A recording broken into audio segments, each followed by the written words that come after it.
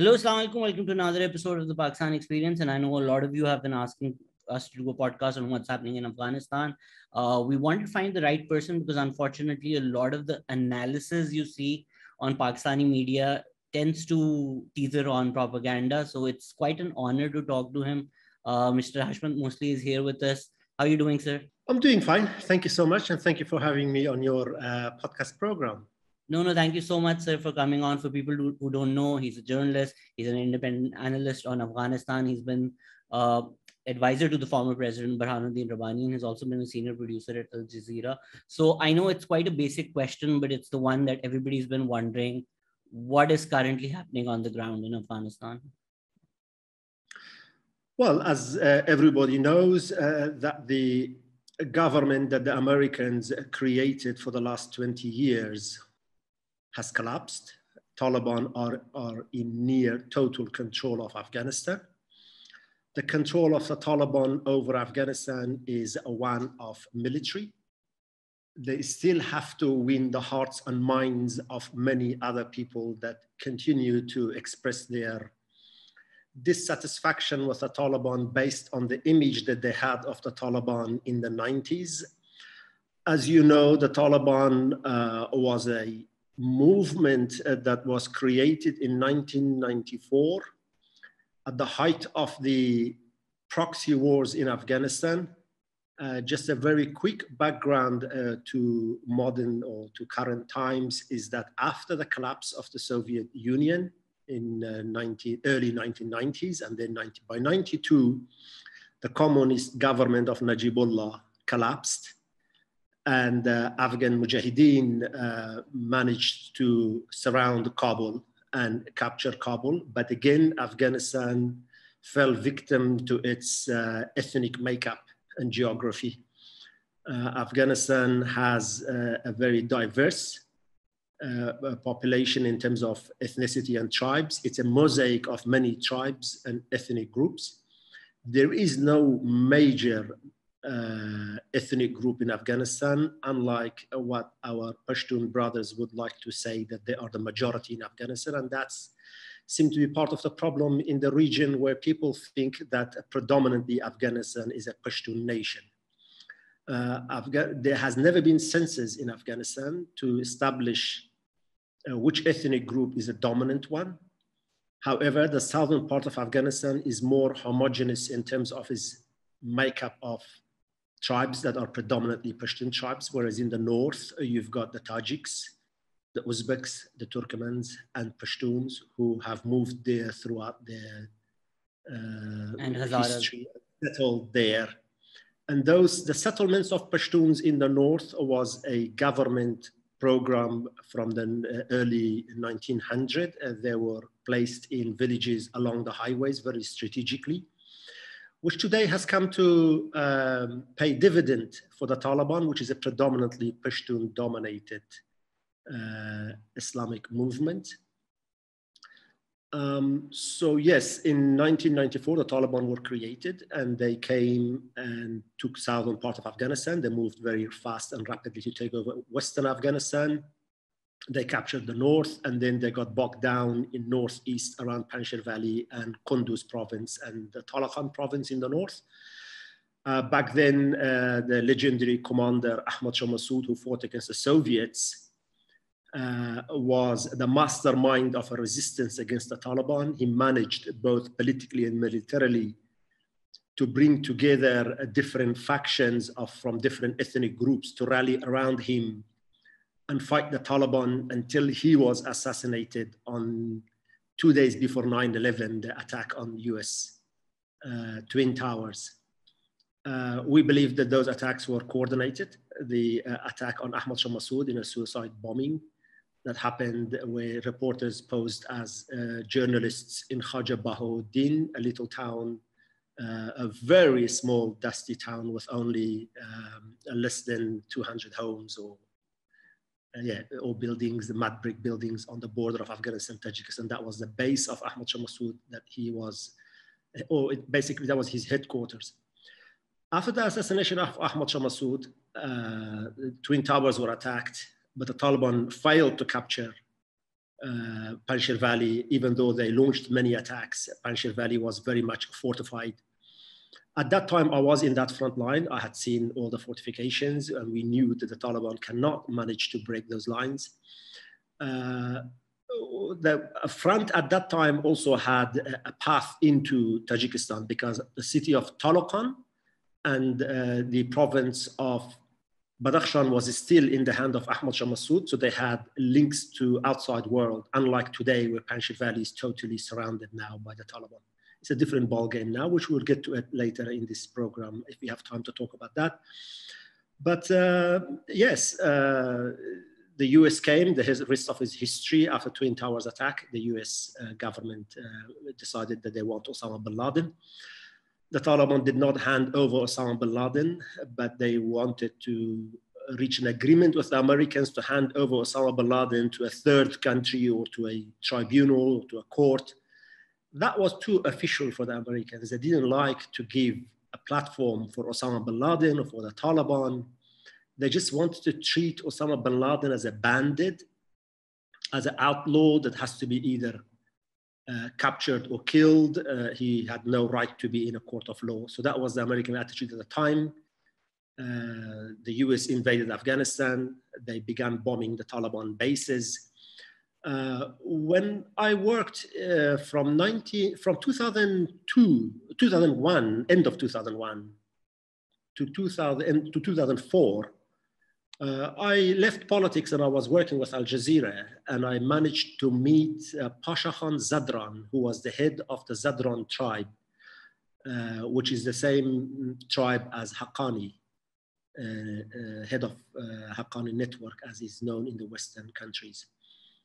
Pasha Khan Zadran was bragging that he met with the Americans before the collapse of the Taliban.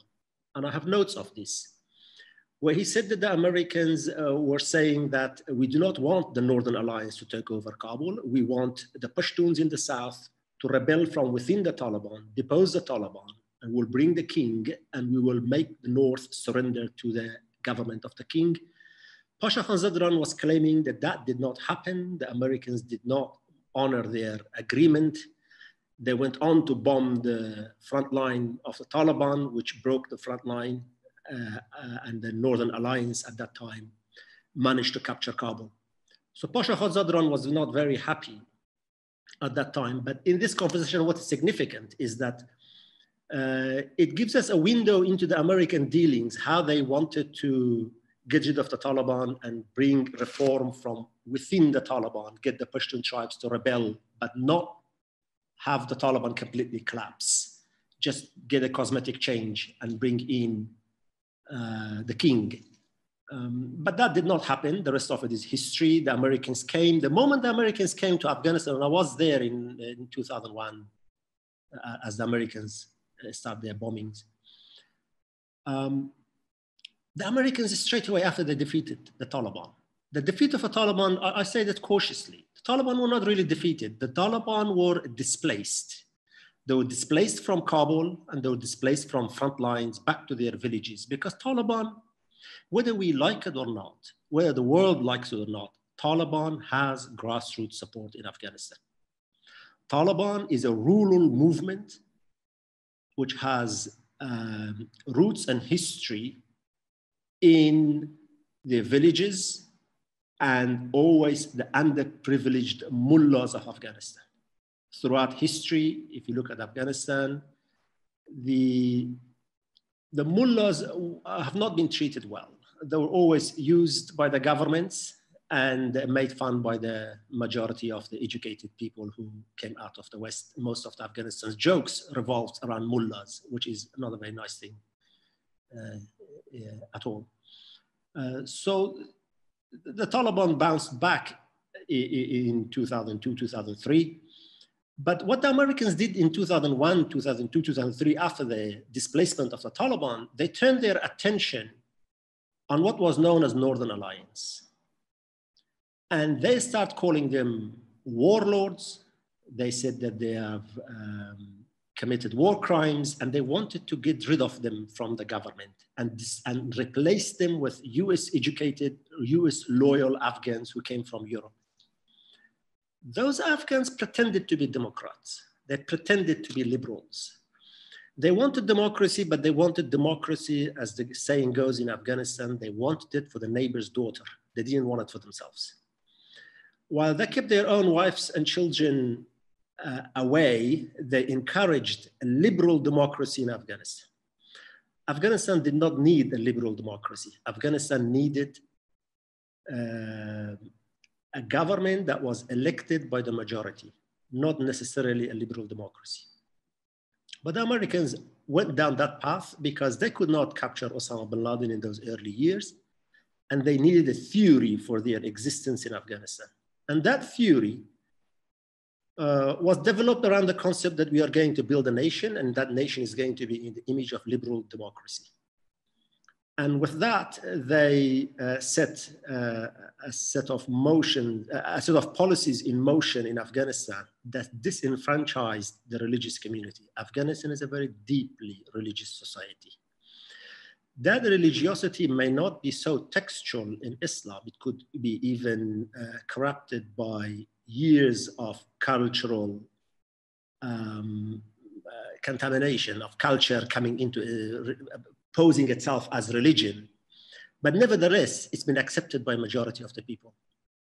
Even in the northern part of Afghanistan, I remember once I was walking in a village and I saw a couple of women hit the ground. They just literally sat on the, and I was worried that maybe they fell. And I told my friend, "Oh, those women fell." He said, "Oh, be quiet, don't talk about it, because this is a culture. Women don't talk in front, women don't walk in front of strangers." Now, this is a Tajik city. This is not a Pashtun city. Oh, sorry, it's a Tajik village. It's not a Pashtun village.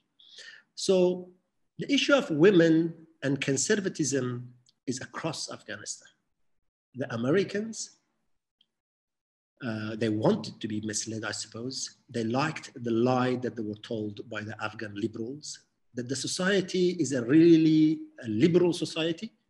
It just needs a push by the West, and everything will be wonderful. We just need the West to pour money and empower women and empower liberal men and make sure that the warlords don't come to power. Let's keep them on the leash through media and through threats of war crime tribunals and courts. And let's get them out of the government as soon as possible and replace most government officials with Western educated men and women. And that narrative was bought by the Americans. They moved that, down that path, especially in the military. If you look at it in the military, they changed most of the battle-hardened commanders who knew both the geography, they knew the people, they knew the weapons, and they knew the Taliban's tactics. Those commanders were completely removed from the military. Young US trained officers were brought in who were too busy keeping their uniform straight and ironed and making sure that they've got their medals on their shoulders right. They were not really up to the fight. And again, so they gutted the military and they made a cosmetic army with beautiful uniforms. The other problem was that the US, the Afghan National Army that was created learned its fighting from the Americans. And the way, if you go on YouTube and look at the way the Americans are fighting, it's very strange. You see helicopters drop 50, 60, 70 Americans into a village. Really, their mission is not known what they are doing. They're just teasing the villages, they're teasing the Taliban. They go into a village and they keep on walking around until they get fired on. And then they get bogged down behind houses and they start exchanging fire for about 15 to 20 minutes, then they call air power. There's not really a war of man-to-man fighting to get rid of the Taliban. They heavily relied on air power. And the Afghan National Army became addicted to air power. And when the Americans withdrew their air power and they left Afghanistan, the main issue the Afghan army had was, oh, we are not getting air support. And the question was, do the Taliban get air support? Oh, we're not getting artillery heavy fire support.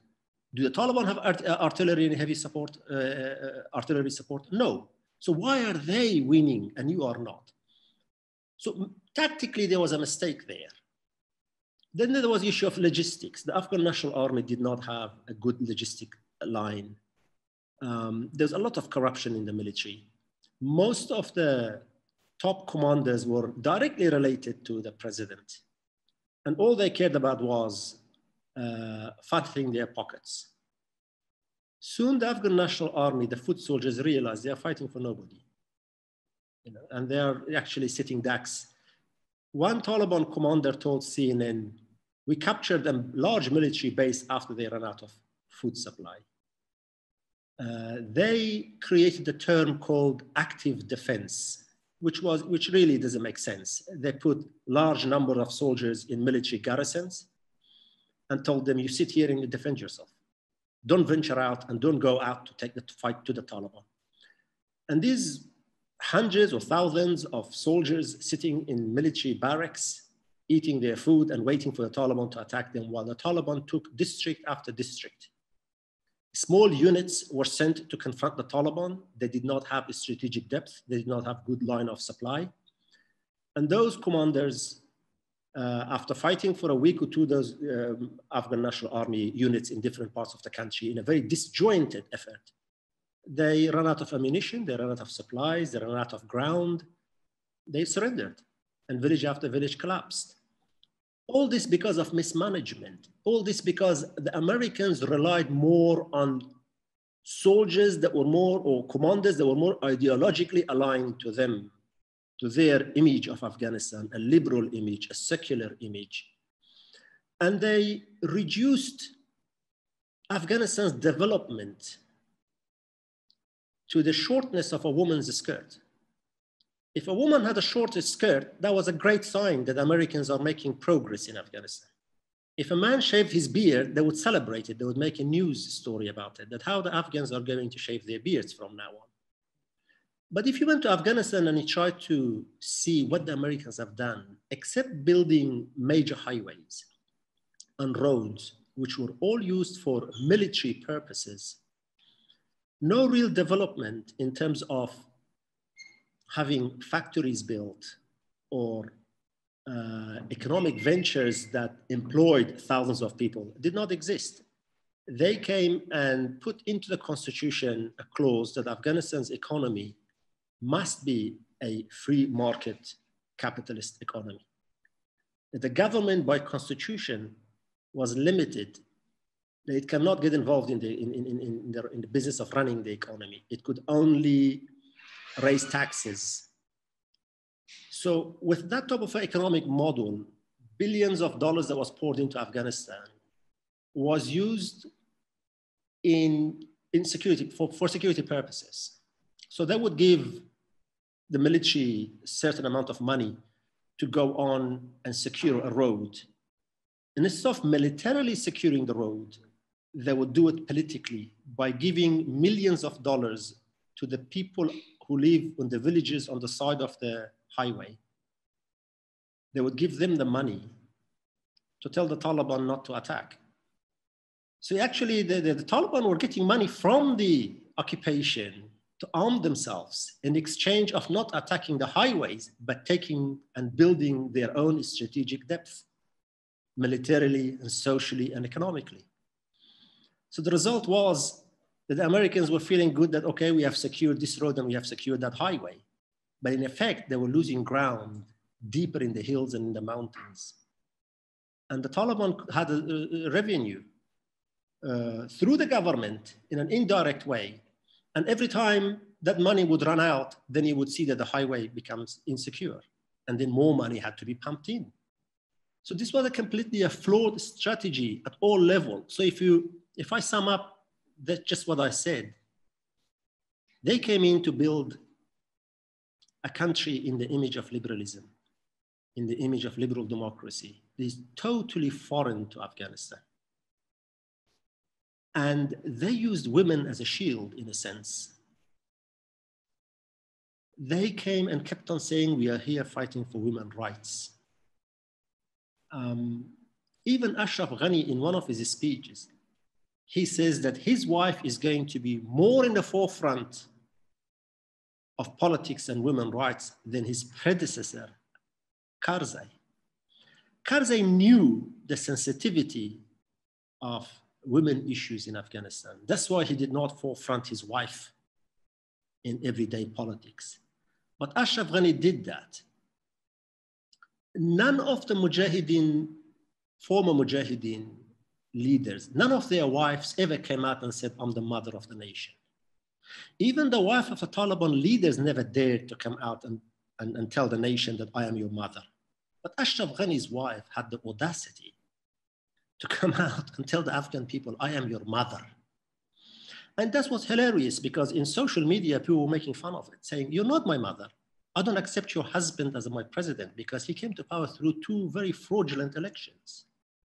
Because you see, Ashraf Ghani kept on telling the Americans, I am the future of women's rights. By hook or crook, I must be the president. I am one of your sons. I'm educated in your universities. I accept your ideals. Ashraf Ghani went on to drop the official name of Afghanistan from his speeches, which was the Islamic Republic of Afghanistan. He kept on saying, I am fighting for a republic. He dropped the word Islamic. And it is this type of policies that disenfranchise the people. By getting the former Mujahideen leaders sidelined, by getting the former Mujahideen from Uzbek and Tajik and Turkmen, and even some Pashtuns, by getting them out of the military and out of major government posts, what they did is that they created a fake government. You've heard of fake news. Afghanistan had a fake government that was run by Afghan expats that had bank accounts in Dubai, in America, in Germany, in Paris, in London, in those countries and those cities. But they were making their money in Kabul. Billions of dollars or hundreds of millions of dollars went out of Kabul airport without anyone asking questions. I mean, they had a law that you could actually take money in a suitcase out of the airport. Nobody would ask you a question. Where are you taking this money? And there were a number of occasions where the customs stopped people and made headline news that such person came with two big bags of money. He went to Dubai, or he went here, or he went there. The other thing that happened in the time of Hamid Karzai, and this very documented in Robert Gates' book, the former head of CIA, Hamid Karzai had told the American CIA, head of CIA back then, that the suicide bombings and the bombings that are happening in Kabul are happening by his own defense minister, Marshal Fahim, back then, who was alive, who was the replacement for Ahmad Shah Massoud. So you could see that while he had a defense minister that is allied with him, he would go on behind his back, tell the Americans that he is the culprit. So while the Taliban were re-emerging, because the government and the Americans were busy fighting the former Mujahideen to get rid of them out of Afghanistan, out of the politics, and they used to call it de-Mujahidification of Afghanistan. And they brought a term called DDR, which was disarmament and decommissioning and disarmament of the Afghan Mujahideen, which they did that. It gave the Taliban respite. The Taliban bounced back. In 2002, I was traveling to Kandahar, and on the way, there was some roadworks, and we had to take a detour into a village. And we took the detour, and there in the shade of a wall, 60 to 70 young boys, 12 to 15, sitting in the shade, and the Taliban machine guns all leaning against the walls, were training and teaching these children how to open weapons and how to handle a weapon. And back then I knew, I said, subhanAllah, the Taliban are regrouping, and they are getting a new generation from inside Afghanistan to fight, who knows the geography. The early Taliban that came to Afghanistan, they came from the religious madrasas of Pakistan, some 30 to 35,000 of them. They were very pure intentioned because they came from a very zealous religious background that everything has to be pure, everything has to be good. Once they came into Afghanistan and the local commanders surrendered to them, that group over time became corrupted. You see, they became victims of Afghanistan society. Local commanders who corrupted the Mujahideen government simply switched sides, changed their uniform to national clothes, and they wore a black turban, and now they became Taliban. But their habits remained the same. Although the Taliban had much better control over them, but nevertheless, they committed atrocities. They committed cultural persecution in the name of religion, as they put their culture, or they supposed that their culture was religion. Remember, the early days Taliban were from an Afghan society that was very much closed. The media was closed under communist government. Straight after communist government, we have years of proxy wars, that some call it civil war. Media did not exist. Social media did not exist. A generation of people in villages cut off from the rest of the world came to power, known as Taliban. They committed a lot of mistakes. They committed cultural persecution and disenfranchised the people, and that's why the resistance against them was very fierce. But this time around, we are talking about the Taliban of the age of social media. If you look at the images of the Taliban, many of them has iPhones. In the early days when they came, they would say that pictures are forbidden in Islam. They would destroy any picture, but now they are taking selfies. They are tolerant to these things now, to modern technology. And that thing happened that in the last 20 years, the social media and media opened up Afghanistan to the rest of the Muslim societies. The Taliban saw, or Taliban foot soldiers and people saw, that a Muslim woman, without covering her face, but with a hijab, can pick up a rock and fight the Israeli occupation forces in Palestine and be seen as a heroine. Whereas in Afghanistan, they would not tolerate a woman showing her face. The Taliban realized over time that the world of Islam is much bigger than their village, that the interpretation of Islam is much wider, much forgiving and much giving than that of their own interpretation. They realized that the concept or the idea that other madhahib or school of thoughts are also correct is not just a theory, it's a practice. In practice, they have to accept it, that in Saudi Arabia, in the rest of the Muslim world, in Egypt, in Algeria, Morocco, a different Islam than that of Afghanistan is practiced, where men and women have much more social responsibilities and rights and freedom in society than that of Afghanistan. So this time around, I would say that the Taliban are a different Taliban. They have a long way to go, for sure, in my opinion. But again, that is my opinion, that they have a long way to go. Some of the Taliban might think that they don't need to go anywhere. They have got completely everything right. But that happens with every movement. Every movement has its hardliners. And then you've got the moderates, and then you've got the absolute, those who just make anything goes for them in every movement that exists. So to go back to, I took your question, what's the situation in Afghanistan? I just wanted to give you an overall image of Afghanistan and where things are and how the Americans went wrong. But at the moment, again, the Taliban are in total control of Afghanistan militarily, but they're not in control of Afghanistan in terms of all the people have not fully accepted the Taliban. Although this time around, as you saw, the Taliban managed to capture northern cities, which are not Pashtun cities, first, before they could capture the southern cities. That is because, as I explained, how the government pushed the former Mujahideen out, pushed the former commanders out, and created a fake army and a fake government.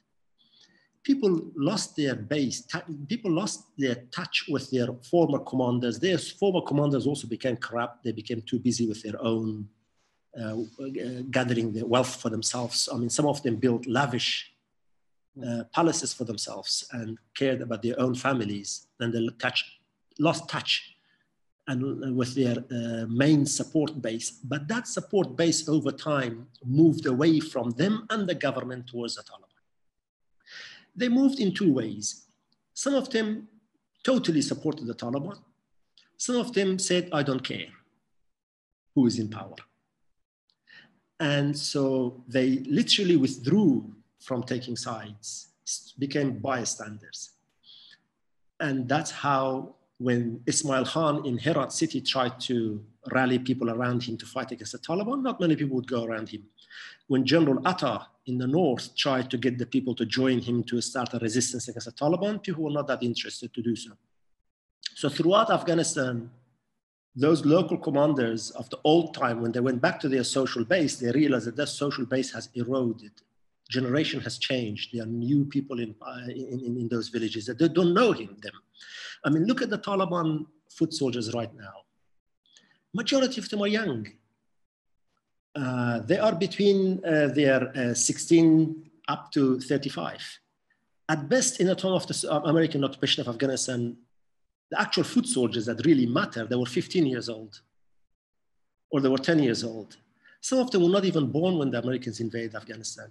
So to go back to and the same is true of the other population, to go back to those villages in the north and tell them, oh, by the way, this commander is your father's commander, rally around him. He said, I don't know him. Where was he all this time?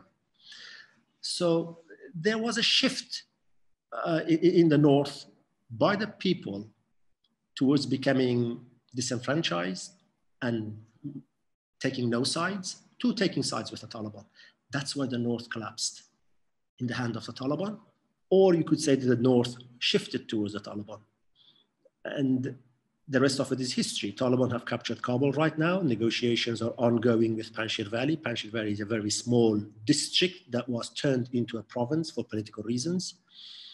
It is not very big, but it's about, if I'm not mistaken, it's about 70 kilometers, the entire valley, from one end to the other end. But if you think of Panjshir Valley, think of a fish skeleton, a fish bone, where you've got a major backbone, and then you've got all these other little bones going sideways, which are the valleys. And that's why it becomes very strategic. And it's very high, intertwined, very difficult to pass through one valley to the next. And so therefore, and the population and the villages are sporadic, they are everywhere. And that makes it very difficult for any major army to go village to village to capture every, let's say, every fish bone of the whole valley. And when the Soviets attacked Panjshir Valley many times, once with some 43 or 45,000 soldiers, after a month of planning, soon their forces thinned out into valleys, and a major force turned into units of 70 or 60 or 30 or 20. And then once a unit becomes that small, from a military perspective, the difficulty is how you supply all of them, how you maintain communication with all of them, and how you give them a strategic depth that they can retreat, regroup, and attack.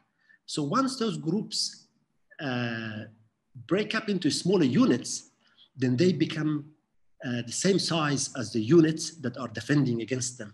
So then you would have 20 Russian soldiers fighting 20 Mujahideen fighters who knew the geography better than them. And that's how the Soviets lost. And in the Panjshir Valley is not a place where you can use heavy artillery, because the degree of the artillery rising to hit inside the valley is very difficult sideways. Helicopters, Russians had difficulty supplying their troops with helicopters because the air becomes thin. Helicopters cannot fly at that altitude to supply. So Taliban don't have those helicopters. So everything has to be done by foot. And that will be a hard fight for the Taliban to capture Panjshir Valley, unless, well, I'd rather not talk about I want to talk about Panjshir Valley, and it was a brilliant contextualization of everything that's happening. So I wanted that to go uninterrupted so that the conversation is contextualized. There were about 10 threads that I wanted to pull. On the topic of young Taliban and old Taliban, I was talking to somebody who is an advisor to the Afghan government currently, well, the government that was, and he was arguing for the fact that the Taliban commanders he met in Doha were people who were unconnected to the young Taliban on the ground. And he was arguing for the fact that all the old Taliban commanders don't really know what is happening on the ground. So they're also not that connected to the land. How much veracity or how much truth is to that statement? Actually, I think one cannot dismiss that statement. It is true to some extent, yes, that while the Taliban foot soldiers, and I've been making this argument as well, while the Taliban foot soldiers are on the ground and they have seen blood and tears and they survived under ferocious NATO and US bombings, and as a result of those bombings, they've become more ideological, they've become more emotional, and more religious and hardline. The Taliban leadership are still the same leadership that was from the previous leadership. And some of them spent their times in prisons. They spent their time in Doha in the last 7-8 years. In Doha, they have seen a different lifestyle. They have softened. They have developed a better global vision of politics. And they want to work with the international community. They want to work with the United Nations. They want to uphold some of the responsibilities of a modern nation towards the rest of the world. Once they try to establish a government, I'm sure they're going to have difficulty with convincing some of their battle-hardened commanders who want nothing but an absolute and a very strict interpretation of Sharia. And unfortunately, in Afghanistan, especially in the southern parts of Afghanistan, the interpretation of Sharia, it seems the harder it is, people think it is Islamic. It is more Islamic. It is. They are unaware that Prophet Muhammad had said many, many times that this is a religion of ease, that Islam did not come to put you in difficulty and put you in hardship. And also it goes with this image of a man. I'm a man, and so therefore I am hard and I am harsh. That is a sociological issue, and that needs time to be fixed. You cannot fix that with political agreements. You cannot fix that with war. You have to allow some of these Taliban commanders to settle down, have children, and have many daughters. And let those daughters from inside their homes ask their father, can I have an iPhone, Dad? Can I take a photo? That's Dad, going to be a long battle. Till then, that's the fear, right? That even right now, when the world's eyes are on Taliban and all the Taliban are concerned about is their image, even using terms like inclusivity as a value, quite ironic. But even then, there have been cases where a comedian was murdered, people were hung on the streets, women were not allowed to go outside of their houses. So even when the world's focus is on Afghanistan, and even if we assume these commands are not directly coming from the power centers, they don't have enough power, or the local commanders have a lot more power. So this will only get worse when the world shifts its attention away from Afghanistan. True. I mean, when I say true, yes, these things have happened. It has happened not because I have seen it, or not because I have credible evidence it has happened. I am always cautious about this because in Afghanistan, propaganda is very rife. It was against the Mujahideen in the past, the same things were said. Some of them turned out to be not true, and some of them were true. So based on that knowledge, I'm not going to dismiss any accusation against the Taliban, but I'm also calling for caution, not to accept everything you hear in social media, because I have asked people when they said that the Taliban killed a number of women or they beat up a child, I said, did you see it? And then the person says, oh, my cousin told me. I said, did your cousin see it? He said, oh, my cousin was told by a friend. Did his friend see it? Oh, his friend got a phone call from a person from the village. So once you look at the chain of the narration, you realize that if Imam Bukhari was alive, and Imam Bukhari, the Muslims know who he was, he would not accept a hadith like that. He would throw it away. This chain of narration becomes weaker and weaker and weaker. So, but there's absolutely no doubt. There is a video of two people hanging on the street. A comedian was murdered. That video went viral. A police officer was shot on the street. That picture is there. A reporter or an Afghan interpreter I don't know if that's the right word, but Interpret. the person who does the interpretation Right. is in exile in another country, but that person put up a status that one of my family members was killed because they went looking for me. So these No, no, information, this information is absolutely. at least credible. Absolutely. The comedian was killed, and I was really horrified to see that video. But then another person contacted me and said, by the way, this comedian was making fun of Prophet Muhammad. That's why he was killed, but nobody wants to talk about it because he was joking about the sacred issues of Islam. I cannot substantiate that. It was just said to me by somebody. So I cannot say, yes, he was making fun of Prophet Muhammad. And I don't know if somebody make fun of Prophet Muhammad, what is the Islamic ruling on that? But again, we live in a theater of war. I'm not making excuses for Taliban. I'm just explaining that we live in a theater of war. Sometimes government soldiers committed atrocities. There are images of them dragging men in civilian clothes behind their trucks saying that these are Taliban. Some has to substantiate if they were Taliban or not. And even if they were Taliban, is this the right way to deal with prisoners of war or the dead bodies of the opponents by dragging them behind your tanks? The Taliban have done that to Afghan soldiers. The Taliban went on to cut off people's fingers for voting.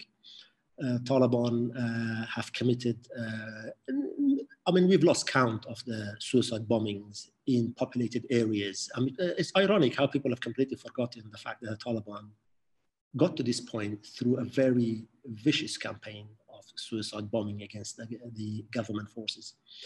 But they did that in retaliation, as they said, to the US vicious bombing of their villages. And they constantly said that while the US bombs pour on our villages, the media talks about our fighters' casualties. Nobody talk about what the Americans call the collateral damage. But when we blow a bombing in the middle of the city, people talk about the civilian casualties, not about the target that we hit. And the Taliban were also claiming that it is the US that is using the population as a human shield by putting their military bases inside the cities and putting their safe houses in the cities, inside the cities. All the American safe houses, guest houses, and all their embassies were in the heart of Kabul city. I personally was calling many times, said it would be wonderful if the government could just move them outside of the city, give them a exclusive diplomatic zone. They never did that. The Americans would never want to get out of the population areas and have an exclusive target zone is what you mean, probably. Exactly. That's what they saw it. They saw it that if they are in the city, that's better for them. They can have the people around them, and any attack would then be seen as an attack on the population. And what was interesting is many media organizations started the slogan that we are looking at the human cost of the war. So every time Taliban attacked an American convoy inside Kabul, the media would rush to see what is the civilian casualty rate. But every time the American attacked a village, the media would announce that such an important person of Al-Qaeda was killed, or such an important person of Taliban was killed. But they would not say what was the civilian casualty. They would not concentrate on the civilian casualty.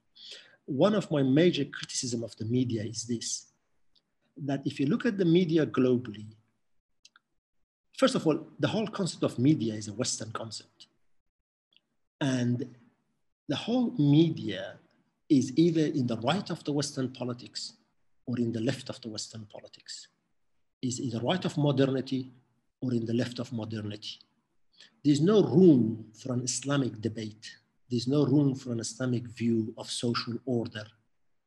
And every reporter that writes a story, if you do an analysis of most of these news items that you see, you will see that it's slanted towards in favor of the government, in favor of the Americans. If the media wanted to be critical, they were only critical that the government is not liberal enough, that there's not enough women's rights as the liberals see it. The whole concept of human rights, I had an article I had written, it was published in Al Jazeera. Are human rights ideological or not? People talk about human rights as if it is given. You know, everybody agrees what are human rights. Nobody asks the question, where do rights come from? If somebody gets up tomorrow in the world and says that, oh, we have the right to climb trees and that's a human right, nobody asks where did that come from? As long as you can master enough noise behind it, And that becomes a human right. People will argue for it. So there is a deep frustration, because when I was one of the, or not one, I could say, yeah, I was the very first journalist who managed to get into the Taliban bases. And most of the early days of Al Jazeera television stories, especially Al Jazeera Arabic, back then there was no Al Jazeera English, those images and those videos, I shot them, I got them. And I used to speak to Taliban and go to their training places, go to their villages. They were very frustrated that nobody's listening to what they're trying to say. Everybody is judging their version, their history, everything they want to say through the prism of liberalism, the liberalism of the right or liberalism of the left. And that's the problem with the media. The media is a liberal media. So therefore, take the example of Afghan women. How many headlines do you see that Afghan women want this and Afghan women want that? And the question is, the country is 30 million. 30 million nation, how many of them are women? If you say that 50% are women, that would make 15 million women in Afghanistan. If you say that there are 10 million women in Afghanistan, did you meet those 10 million women? Afghanistan is a deeply religious and rural society. 60% of Afghanistan's economy is agriculture based. And that village society, those women, are they not women? Do they have wishes or not? Do we listen to them or not? Has anybody bothered to go and ask them, would you like to uncover your face and walk in the streets with a short skirt? Is this what you want? Nobody asked them. They look at them as victims, that Islam has destroyed their agency. So therefore we have to liberate them. And they keep on talking about women's rights, women's rights, women's rights. And who were those proponents of women's rights in Kabul? Afghan expats, because they knew that this is where the dollar is. So once you tell the Europeans, I'm fighting for women's rights, you get funding. I mean, there is a WikiLeaks cable for this as well. Absolutely. For instance, Israel uses pinkwashing to justify its imperialist agenda. The WikiLeaks have shown us how the US was clear. They weren't naive about trying to impose women's rights or feminism.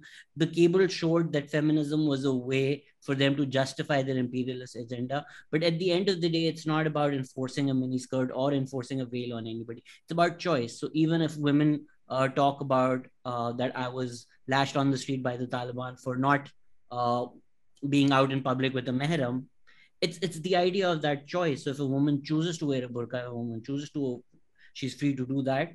But if a woman chooses not to, she's also free to do that. It's a very simplistic reduction. And I'm sure you've seen that meme as well. Afghanistan before the US and Taliban and their women in mini skirts, and Afghanistan after its women in burqas. A lot of politics are played on women's bodies all around the world. And it's seen as a justification for the US military interest as well. But it's not like the Taliban have a great record on women's rights as well. I totally agree with you. The thing is that there are a number of issues here we have to unpack. There's the issue of a personal choice and the philosophy of choice. And then there's the issue of laws, governance, and the state. Every state must have a law. Every state must have a government. I mean, that's given. We can get into debate why not, and go into anarchism, theories of anarchism. But as the world is, as the modern nation state is, there's a government, and that government predominantly makes laws around what is known as a social contract, which is not really written in any piece of paper, but it's a social contract that has developed throughout the history, whether it's a Judeo-Christian or a Muslim society or a Hindu society. In Afghanistan, the social contract is Islam. Everybody, the lowest common denominator is Islam. The Taliban argument is that if your lowest common denominator is Islam, let's begin from there. But their interpretation of what Sharia is. Absolutely. Ultimately, it has to be someone's interpretation. And the Taliban asked people very simple questions. Are you a good man, or your grandfather was a good man? It's a difficult question to answer. Some people, everybody says, oh, my grandfather was a great man. Did he have a beard or not? Yes, he had. So why aren't you? Did your grandmother is covered or not? Yes. So why aren't you covering? Are you better than them? So this was a very simplistic arguments, but it worked, and it works in a society that is predominantly uneducated. When I say uneducated, uneducated even in their own religion. I would say with confidence, because I know my society, I know our people. More than 98% of Afghanistan does not speak Arabic. That's a fact of life. The Quran and the religious texts of Islam are in Arabic. So the very small minority that speaks Arabic have become the gatekeepers, or they have become the voices of what Islam is. And they are the mullahs, they are the religious people. So some of them went towards Ghani and the government, and others went, the grassroots went towards the Taliban. People take their religion from them and they give them that simple explanation. But as we explained, the Taliban, the Afghan people, through social media, through the age of information technology, they managed to see the rest of the Muslim world. And there is a shift. That shift is slow, painful. But the most important thing is, are we going to change society through, again, imposing a government that is not in line with people's social, political background, imposed from the West? Or are we going to allow society to take its own natural course of correction over time to reach to its own conclusion? You see, we talked about how the Americans had pushed this agenda of feminism, but they came to Afghanistan not to build a nation. They came to Afghanistan to kill, as they said, we are here to smoke, kill, or capture Osama bin Laden, smoke him out of a hole or something like this. They use the cowboy terminologies. But the moment they captured Osama bin Laden and they killed him, you can see the American policy changed towards Afghanistan. They became indifferent towards Afghanistan. From then onwards, Americans did not have a theory of their presence in Afghanistan. They did not have a theory of war or justification for why they have to stay in Afghanistan. So they increasingly beat the drum of democracy and women's rights, but soon they realized that that's not going to go far. As Samuel Huntington in his Clash of Civilization has said, that liberalism has never had so much trouble in any other society than that of the Muslim societies. It has utterly failed because if you just go a bit deeper into that philosophical argument, the Western idea of religion is based on Christianity, and Christianity as a church. Islam is not church. Islam are not the fathers of the Middle Ages. Islam is very different, but they don't want to know that.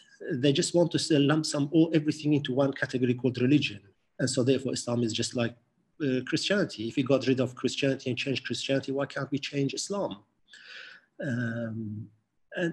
So there's that deeper argument or discussion between a textual Islam, which is argued by the Taliban main leadership. In Islam is known as Nususi, the textual Islam, that this is what the text says, and so therefore follow the letter of the law. In opposed to a cultural Islam. The West would like to push the cultural Islam. For once you, in the hope that through cultural Islam, over time, culture will supersede the text, and human culture is going to dilute some of the hard textual requirements of a religion and erode it and make it more, as they call it, more humane or more a human religion. But what happens is that over time, that does not happen. Culture becomes holy. Culture becomes religion. Culture gets to wear the cloak of religiosity, and then it creates, cultural persecution is created or committed in the name of God. And that's when ethnic and cultural wars break out, where both sides claim to be Muslim or both sides claim to be Christian. But when you go to the text, you realize that both sides don't have basis for their war. But when you look at their cultural Islam, they have basis for their war.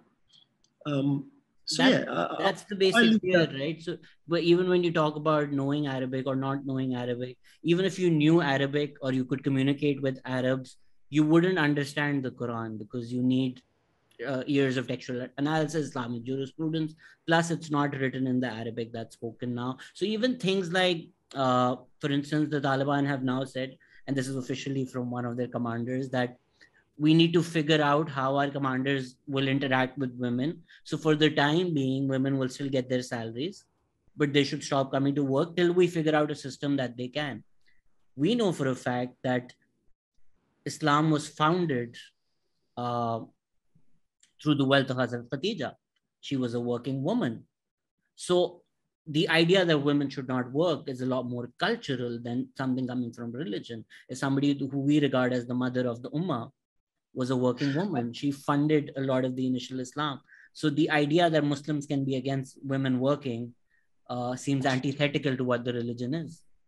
Absolutely, absolutely. I agree with you totally. The idea that this idea that women should stay at home and don't get involved in social affairs of society is completely wrong. It never happened. It never existed like in any Muslim society in the past.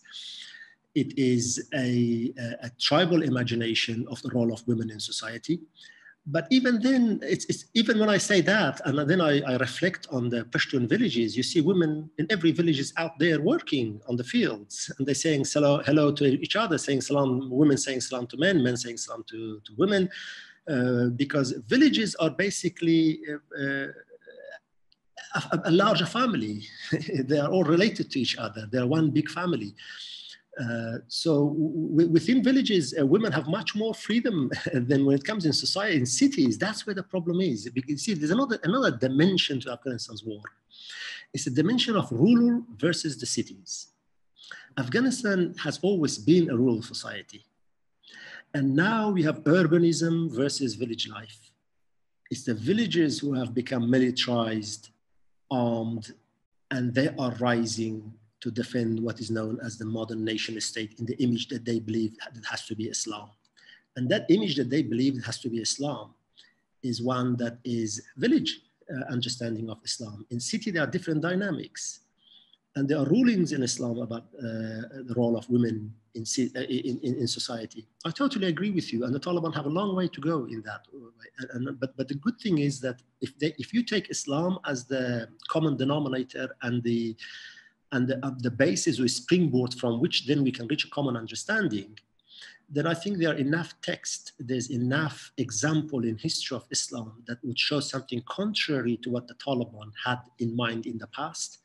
And we are banking on that, at least I am banking on that now we can reach an agreement. When I tell the Taliban, this is what Islam says, the Taliban cannot then turn around and say, oh, you're an infidel, liberal Democrat. They can. So, I mean, I'm sure the Islamic State argues that the Taliban's Islam is not the real Islam, and they're the real guardians of Islam. So the Islamic State is at war with Taliban, and they're both arguing that our interpretation of Islam is what the real interpretation of Islam is. The Islamic State, it's interesting you brought the issue of Islamic State, which is important to discuss. The Islamic State disagrees with the Taliban not on their treatment of women. No. The Islamic State on the issue of women is far more progressive. If I use the word progressive, because progressive has a certain connotations in the liberal minds, but I use it without the liberal connotation. I'm a liberal feminist, by the way. So that's my mind. But yes. I hate neoliberalism equally. I think a lot of times people conflate progressive values with neoliberalism. We're all against neoliberalism, probably. Yeah. So the Islamic State, the dispute with the Taliban is that the Taliban agree to the international conventions and norms that the Muslims had no role in writing or agreeing, that they were all made by the League of Nations and later by dictatorship governments, and it's imposed on the Muslims as if it is agreed upon. The Islamic State's argument is that first the Muslims must establish their own authority and power and then sit and negotiate. They say we will only negotiate from the point of strength, not from point of weakness. Because the point of weakness, they say, we can only be going back into like putting a fish tank inside the sea and then claiming that I'm a sea as well, but you got this glass around you. So that's why they don't accept the boundaries. They don't accept the international norms and agreements signed by the governments that did not represent the Muslims. So from that perspective, they call the Taliban not Islamic. But if you look at the Islamic State in Mosul, in Iraq, women had a role. They did not go around beat women to go back into your homes and don't come at work. some of the ISIS women fought in battlefields. No Taliban woman ever picked up a gun, at least that we know of, that went into a front line and started fighting in a village against the Americans or others. No, not at all. So that's a different, I mean, as I said, some things on my side, people might find it controversial. I find the Islamic State much more modern than the Taliban. And the Taliban are very much in agreement with the tribal laws and customs. The Islamic State is totally against tribalism and laws. In fact, sees tribalism and laws as an obstacle to the development of the Muslim world. That's why in Iraq, they attacked the head of the tribes. And they said that they only care about their tribal interests. But there's another issue here. So the war in Afghanistan, to stuff, again, go back into bird's eye view of the situation in Afghanistan. It is in whose image are we going to build in Afghanistan?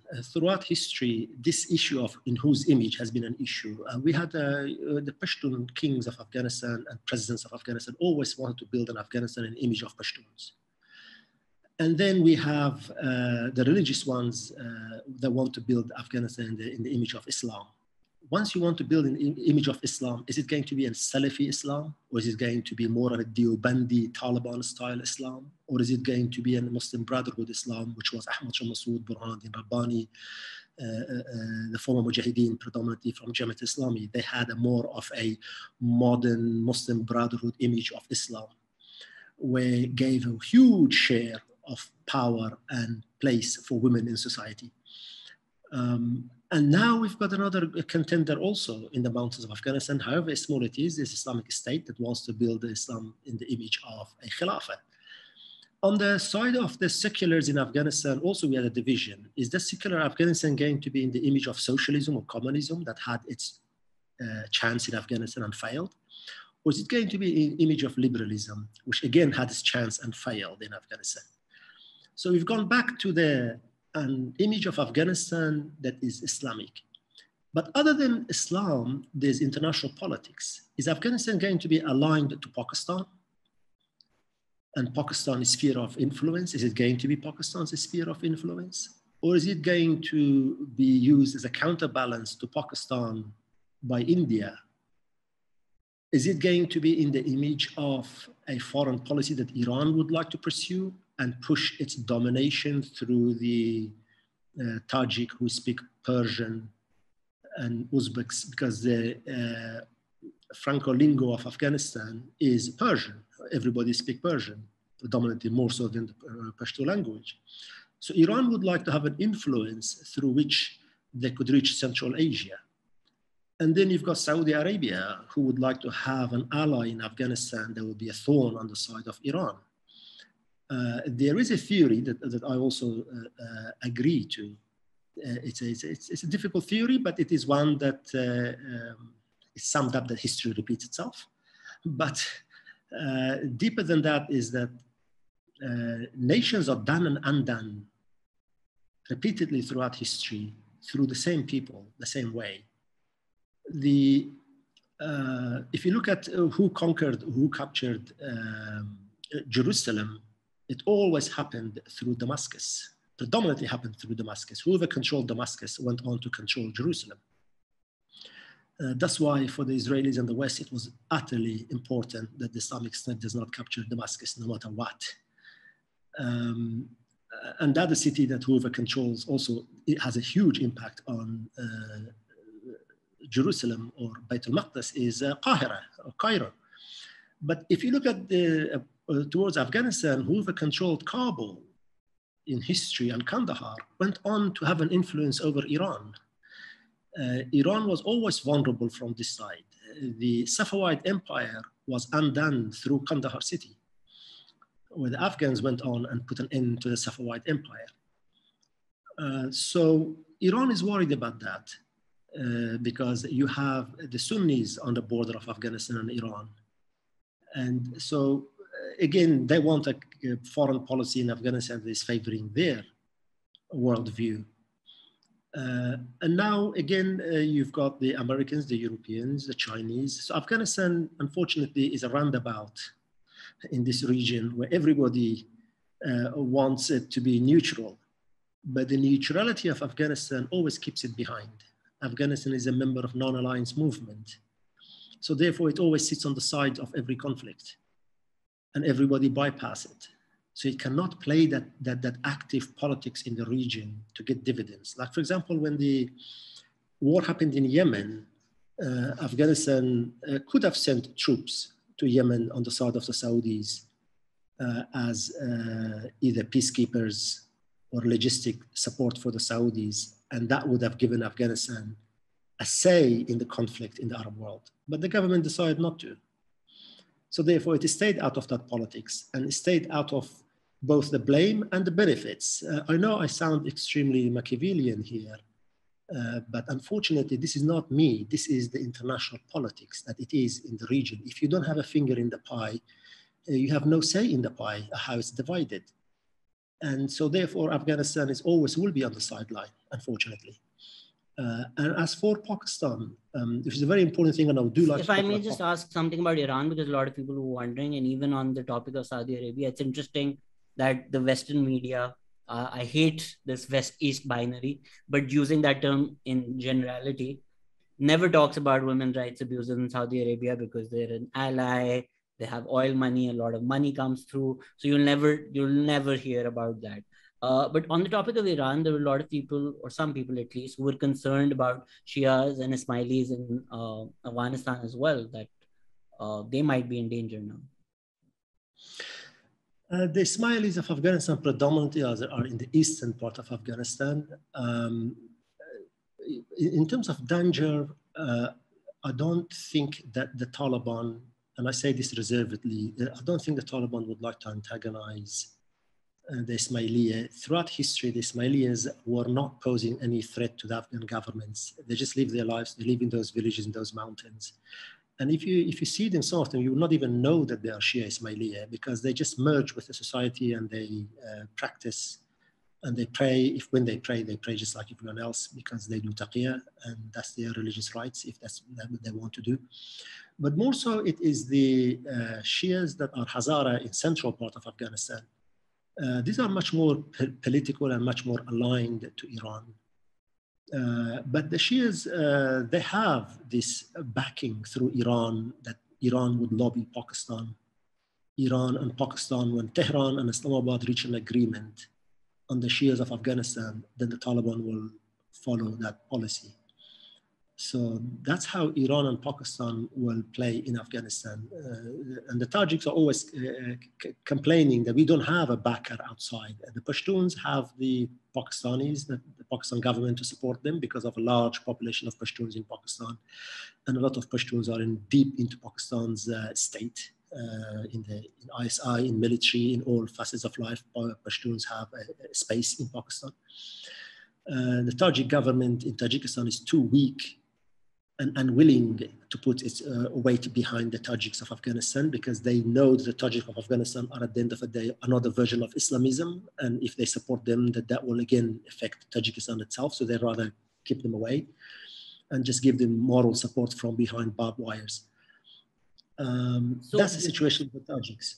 Before we come to Pakistan, a lot of people, and I'm in the minority arguing here, a lot of people assume that Pakistan and Taliban will be great allies, but I also make the argument that as much as the Taliban might posit themselves as haters of capitalism, they've made their money selling opiums and poppy seeds. So capitalism does work in the modern age. So tomorrow, if India comes to them with $4 billion, and I know Modi is being criticized a lot in India for giving something to the tune of $2 billion to the Ghani government, which is seen as a lost investment. But if tomorrow they go to the Taliban, and they are already going to Ahmed Masood with money, but if they play both sides and go to the Taliban with a check as well, I doubt they will refuse. So if the idea is Machiavellian, whoever is paying them, I don't think the Taliban are in a place to refuse money from any country. Yeah. You see, threat itself is an asset in international politics. If you are scary and you can be a threat, you can cash on that. And then eat good meals at home quietly. So Taliban would cash that out internationally, but practice their Islam on the people inside Afghanistan. Taliban never rose to change the global equation of Islam versus liberalism or the rest of the world or capitalism. Taliban never had an economic argument. The argument was we want security and we want Hanafi, Deobandi Islamic interpretation of our mullahs implemented in the villages and in the cities of the country. And that's it. That's what we want. And I think this is why the Americans are convinced to allow them or did not go after them like the way they went after the Islamic State in Iraq and Syria, because the Islamic State in Iraq and Syria is a completely different ballgame. They're not there to just rule that region. They are there to unify the Muslim world and create an Islamic, in modern times, Islamic empire or an Islamic view, a khilafah, however way that will happen, that's a different discussion. Taliban is a nationalist tribal movement. They succeeded in bringing and winning this disenfranchised members of other tribes and other ethnic groups on their side.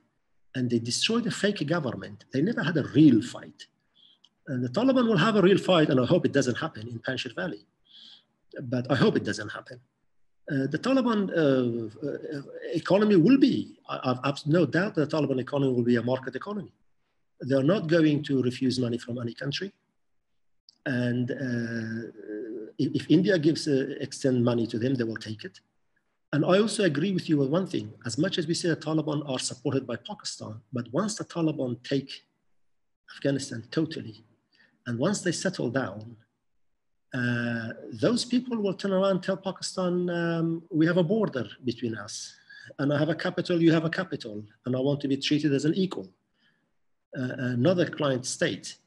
And that will be interesting dynamic to see how that relationship is going to develop over time. I went amongst the Taliban in 2005 or 6. I went to do a documentary, and some of them were saying that people say to us that we are the agents of Pakistan, but Pakistan has arrested many of our leaders and handed over to the Americans. So it's a marriage of convenience right now.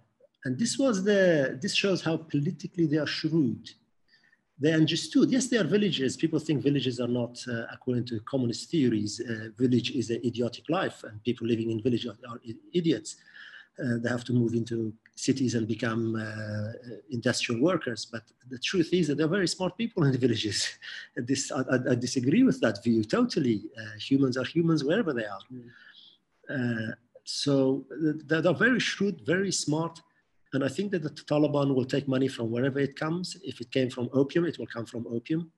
I've made that argument on Al Jazeera as well, that if the world leaves the Taliban alone to their own devices and does not help them to rise from their poverty, or the nation rise from its poverty, or allow it to have economic relation in the region, if they impose sanctions and things like that, the Taliban will move on to use the drugs and opium as a card, as a pressure point against the Americans. They have no choice.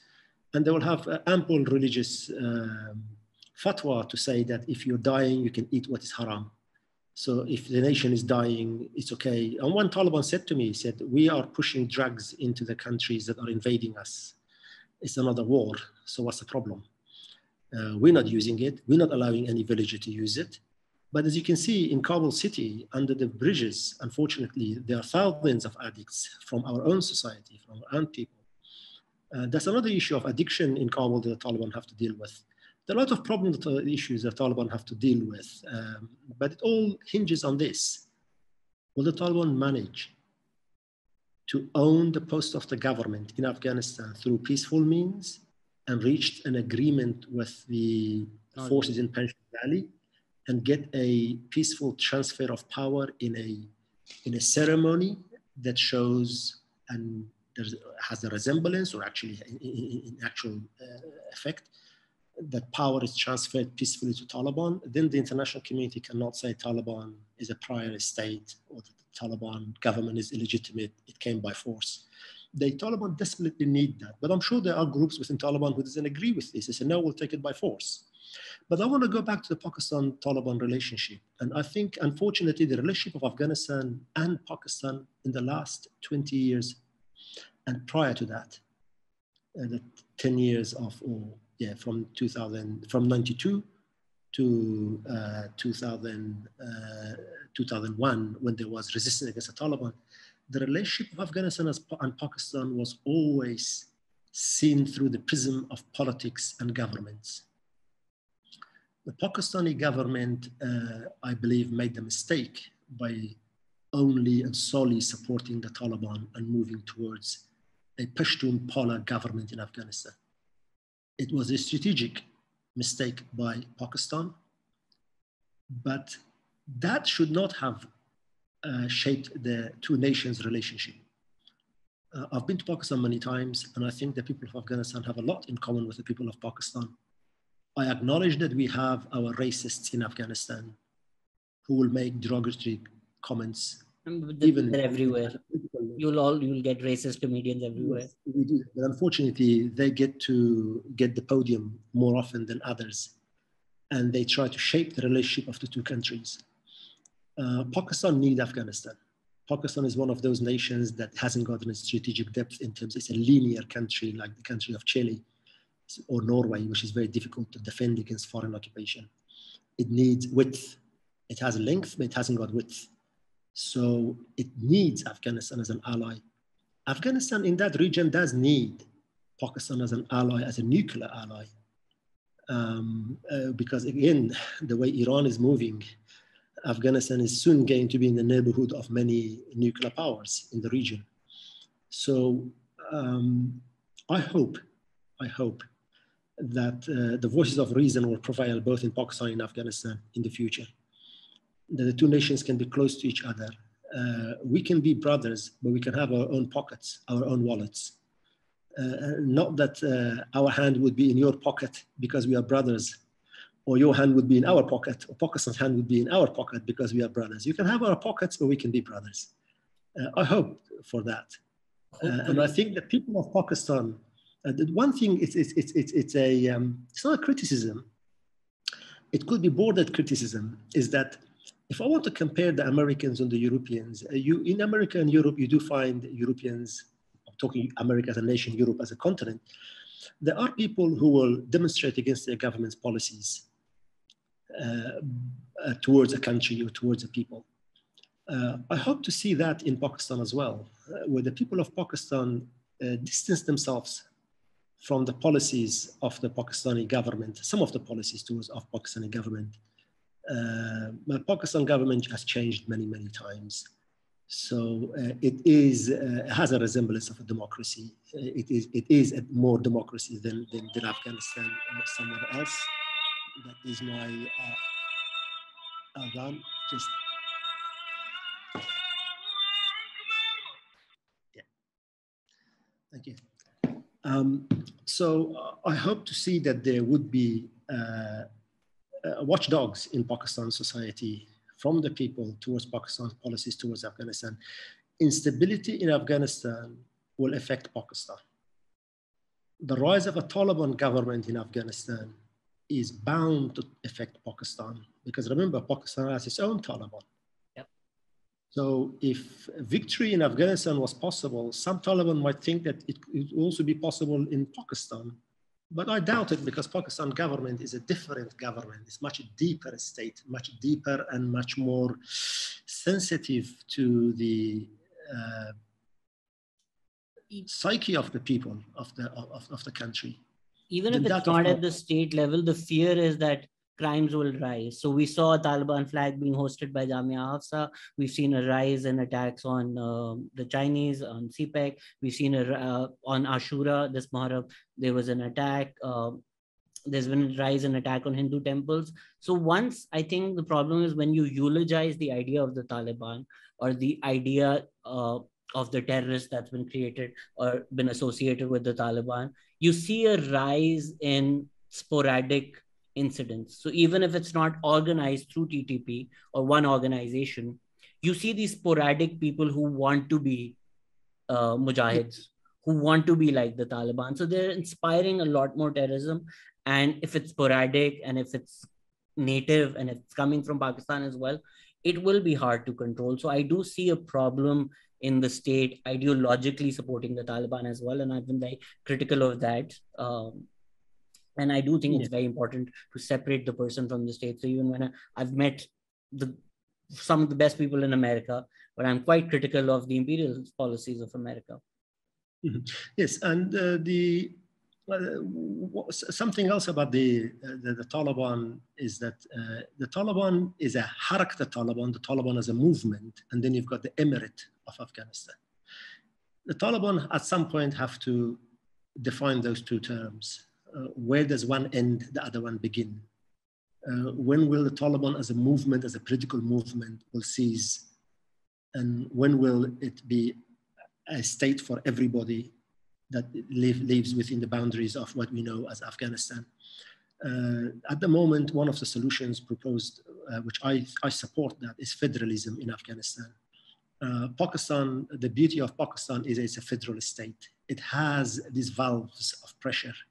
It has these gates that it can close so the whole ship doesn't sink. If in one province there's turmoil, that federal entity will be affected, not the whole country. At least in theory, that's how we imagine it, or that's how it goes. In Afghanistan, because everything is so central, any problem in any province directly finds its way in the capital, Kabul, and it affects the central government. Unfortunately, the Taliban are saying that you want a very strong central government. In an ethnically diverse country, when you want a strong central government, then you must be willing to strongly divide the power as well between different ethnic groups and bring them in.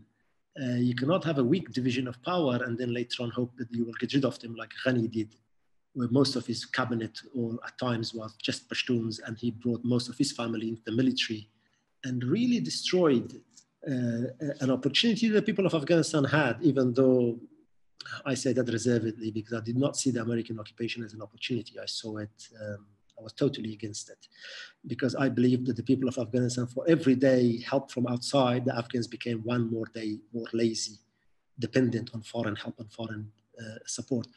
I hope that the Afghan economy will grow some type of muscle under the Taliban because it will do its own work. It will not be supported in a sense that in every aspect, American or foreign advisors telling us how to run our economy and what to do, what not to do.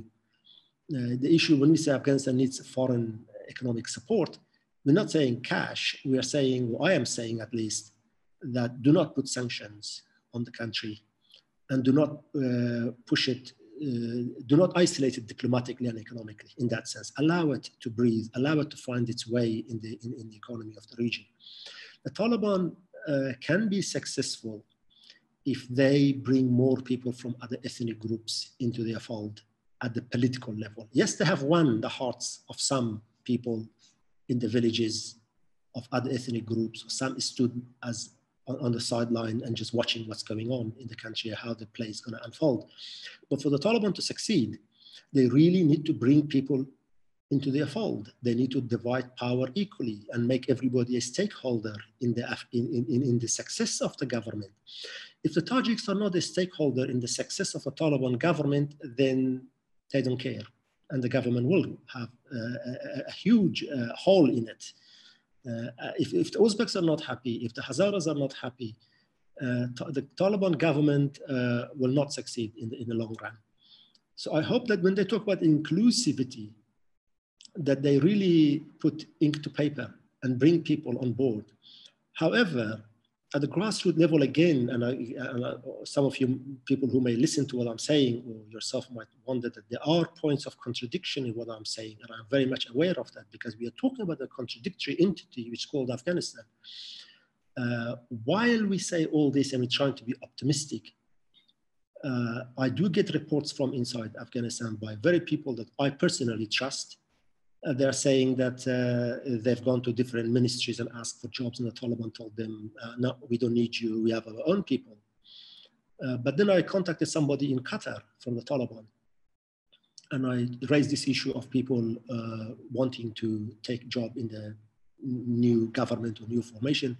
His reply was that the Afghanistan government is going to be for everybody. But at the moment, there's no recruitment for posts. So we are apologizing if somebody is turning people away from ministries or places where they could go and work. So yes, so we've got those two contradictory images. And also in parts of Afghanistan, I hear that the Taliban commanders, as you also mentioned before, some Taliban commanders have resorted to brute force to to impose their security. I understand that the monopoly over violence is the role of a government, but to what extent? And that monopoly is given to a government by consent. That monopoly of violence over people must be given by consent. Now, silence is not always consent in politics. Silence means I'm waiting for time in politics to see how you're going to play before I give my consent. So the Taliban must understand that. The fact that people stood on the side as the Taliban sped through Afghanistan, took over everything, does not necessarily mean that they 100% support the Taliban. Just people are sick of war.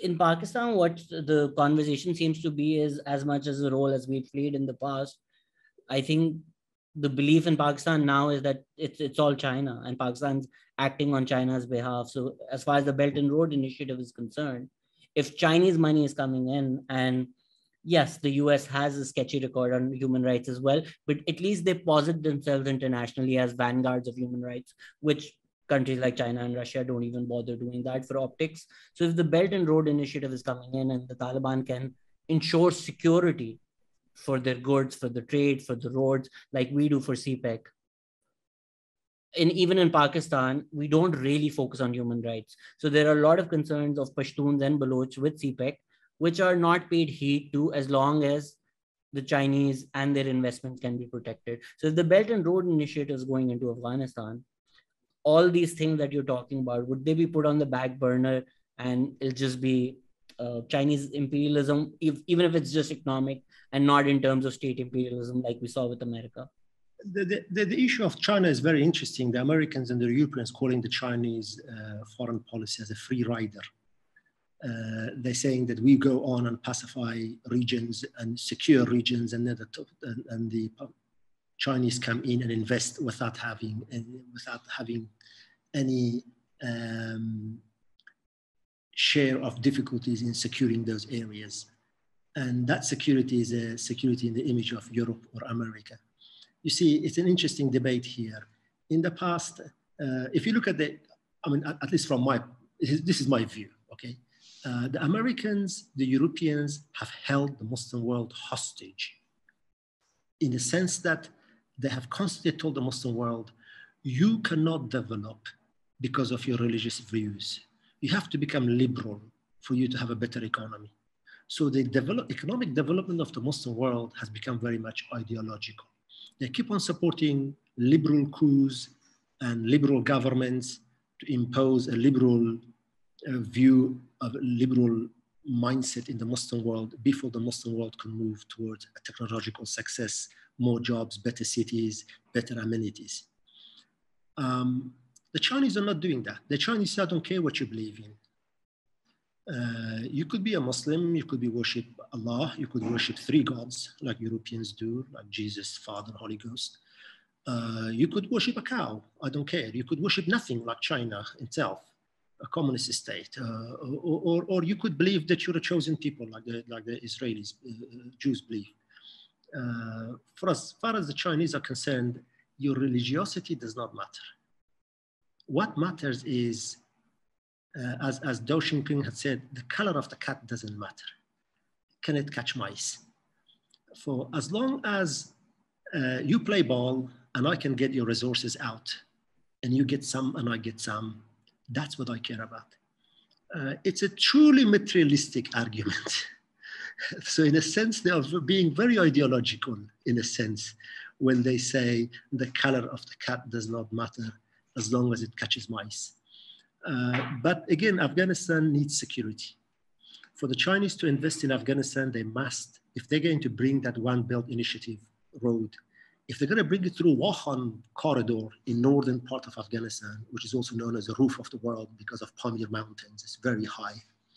If they're going to bring that small stretch of geography, the railways or roads into Afghanistan, it must go through the Tajik territory. It will go behind Panjshir Valley. Panjshir must be happy. The Tajiks must be happy. That's very important. The Taliban would then need to bring the Tajiks on board to get that benefit. And many of these, and the Hazaras have to be happy as well, because some of the copper minefields are in areas where are influenced by the Hazara presence in those regions. So yes, it can help the Taliban. But remember, Afghanistan, I mean, only in some parts of Afghanistan, for the first time in the history, there are roads because the Americans built them for military purposes. The Chinese will have enormous difficulty in extracting the raw material out of Afghanistan without security. And security is dependent on an inclusive government in Afghanistan. That, having said that, that is putting ISIS or the Islamic State on the side, where the Islamic State says, no matter how inclusive you are, I'm still going to attack you because you accept international borders, because you accept to deal with this existing global order, which is very much Judeo-Christian according to Islamic State. That's a different balancing act with the local commanders might also be, so in case the more extremist local commanders that they have, if they tell them to be a bit more liberal, they might leave the fold of the Taliban and join IS. So there's that fear as well. You've touched on a very, very important point. It's really important. I've been making that argument as well, that the bringing of Taliban to negotiating table by the Pakistani government and their other hidden allies in the region was a very, very delicate task. You could not bring the Taliban half, because if you lost other half of them who would break away because the Taliban would move too quickly towards the Ashraf Ghani's government or some type of a inclusive, open government, that the actual base in the front lines would have shifted away and broke away. They could have either called themselves something like real Taliban, maybe, or they would have gone and joined ISIS. So it was a delicate act to bring the Taliban as a whole into the government. And they were very much worried. The Americans are very much, they've seen the power of the Islamic State ideologically in the region. You see, Islamic movements in the Muslim world have been working for the last 100 years. ISIS came into the scene within 2 or 3 years, according to some studies of American intelligence looking at chatters on social media. They found some 50 million people were sympathetic to them at the height of their power. If 50% of that was mistaken and 5% of that was another mistake, 20 million people within two years were sympathetic to ISIS. The power of breaking boundaries and creating an Islamic Khilafah is extremely powerful. Let's not forget, every Islamic movement in the world began with the idea that we're going to bring back the Khilafah. But then along the way, they fell in love with their own political parties and they settled and became political parties, and they start taking part in the modern day democracies and modern day government. The last thing you want is people move, this is American view, a Western view. The last thing you want is to destroy an Islamic movement where its soldiers, its supporters will move towards ISIS. So the Taliban still have that problem, that danger, that if they collapse, if they fail, then the next solution would be that, oh, maybe ISIS is the right solution. And that terrifies the Americans and the countries in the region and some people in Afghanistan as well. Obviously, ISIS will be very much happy if that happens. So the Taliban really will want to work with Chinese, they want to work with the Iranians, they want to work with the neighboring countries, but the neighboring countries and the international community are going to hold Taliban responsible to bring in about an inclusive government. Hopefully we see that. Hopefully we see that for Afghanistan. I know it's time for Isha in Doha, so I don't want to keep you as well, but a lot of Pakistanis have been asking from a people's perspective, let alone what the states are doing. What can they do to help Afghan people? Or if they want to reach out, what can a common Pakistani do? Love for your neighbors, which you love for yourself. You are a federal state. Lobby for a federal state in Afghanistan. A federal state is a solution to many people's problems. For the Taliban hardliners, they will have their areas in a federal state, and they can go on to create the example of the Islamic state or Islamic government or Islamic emirate that they want in the areas where they are predominantly in control, and allow others in other provinces to put into practice another model and let history judge over time which is the right model that everybody should follow. I think compartmentalizing the problem of Afghanistan is ethnic, political, and interpretation of Islam. I'm not going to say religious problem. Compartmentalize it in a federalist state, system of governance, and decentralize power in Afghanistan. Power creates corruption.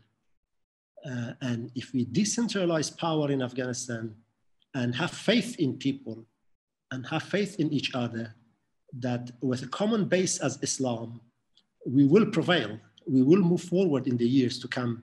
I look at the social debate, political debate in Afghanistan social media. I get embarrassed to say this, but again, I get proud to say it at the same time. If I were to compare 10 years ago debates on Afghanistan forums, social media, it was nothing but profanity and swearing to each other. You couldn't write something without your mother being abused or your father getting abused by somebody. But over time, people understood that this is not the way to debate. Now the level of debate in Afghanistan is much higher, much more sophisticated. They are touching on the right notes and right chords. And you can see that there is a, it rhymes, it has a logic to it. And that's a development. And that needs time. That needs time at all levels. I believe in the power of society. The hand of Allah subhanahu wa ta'ala is with the majority. And I believe, I'm not a majoritarian, I believe in, yeah, but there's a saying that the hand of Allah is with the jama'ah. And so I believe in the people. And I think that, yeah, I mean, and I believe that we will go through these difficult times, but the most important thing is to stop this war on Panjshir Valley. And the Taliban must not attack Panjshir Valley, because if the Taliban attack Panjshir Valley, and the people of Pakistan must support us in this, if the Taliban attack Panjshir Valley, one of two things. Either there's going to be a huge bloodshed and they're going to take it, and then with that forceful taking of Panjshir Valley goes this idea that Taliban have changed, and dies the idea that Taliban want an inclusive government. But if it backfires and the Taliban get bogged down in Panjshir Valley, which is quite possible, then the image of the Taliban is going to shatter again. And then other small groups in other parts of the country will become more emboldened. And foreign countries are going to start supplying weapons. And Afghanistan is going to turn again towards a failed state. It's going to have blowbacks in Pakistan. It's going to affect Pakistan. It's going to affect Iran. It's going to affect the whole region. There are already discussions in American groups with friends that I've spoken to. There's already lobbying for America providing weapons to Panjshir Valley, which we might just get dragged into the same thing all over again. Pakistan, so our brothers in Pakistan could lobby their government to put a word with the Taliban not to attack. Because you see, I say this to you, and this is the last thing I will say. Our government does listen to this podcast, so please, if you're listening, Pakistani government, stop spreading war and providing weapons. I hope so. You see, if Panjshir Valley is not going to attack out, because if Panjshir Valley attack, at the moment Panjshir Valley is like a fist. It cannot afford to become an open hand, because then it will spread its forces outside and becomes vulnerable. So Panjshir Valley now is in a turtle mode. It's completely sitting in a defensive mode and is challenging the Taliban. Prove to us that you have changed. Don't attack, negotiate, however long it takes. Look, the negotiations in Doha was going on for years. So let's not expect the negotiation in Panjshir Valley is going to be over within a week or two. Very complex issues needs to be discussed. That needs time. Taliban commanders must understand that needs time. There has to be a de-escalation. The Taliban must win over the trust of the people by at least withdrawing a few kilometers from around Panjshir Valley. And winning over the trust of another side has basis in textual Islam. When Ibrahim alayhi salam said to God, how are you going to make people alive after they are dead? God didn't tell him, oh, you don't trust me, so therefore go away. God said to him, go ahead, kill or dismember certain animals, put them aside and call them, and I will bring them back to life for you, in order to win over his complete trust.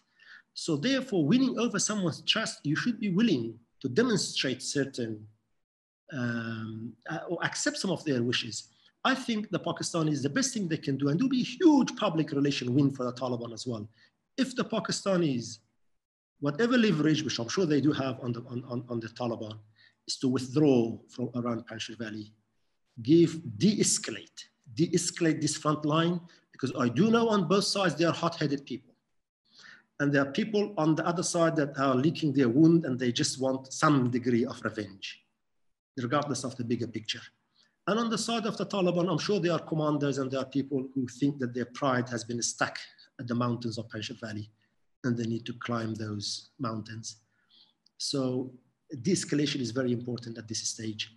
And Pakistan, I believe, can play a very, very constructive role there. And the people of Pakistan can play a constructive role. I would love to see some type of a peaceful demonstrations for peace in Afghanistan, in Islamabad, or in Pakistan, no matter how small it is, just to get your voices heard, that the people of Afghanistan realize that not only the Taliban have changed, but the people of Pakistan have changed as well. That they're not going to sit on the side and just watch politicians decide the fate of the two nations.